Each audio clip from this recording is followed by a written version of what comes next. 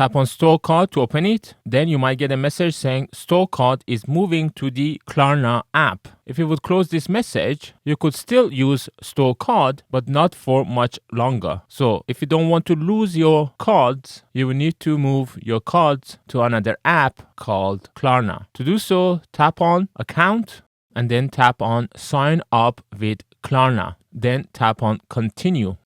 Tap on Continue again. This would then basically take you to your browser, enter your phone number, and then tap on Done. Tap on Continue. Tap on Enter Code, and then enter the code that you have received in a message. Enter your email ID that you want to use for Klarna. Tap on Continue. And now you should receive an email with a code. So copy and paste the code. And as soon as you do that, you will see that as if nothing has happened and you're still not logged in. Don't worry. All you got to do is to close Stocard and open it again. And now you should get a message, download Klarna app. Tap on it. This would then take you to the Klarna app on App Store. Tap on Get to install it. Once it's installed, tap on Open.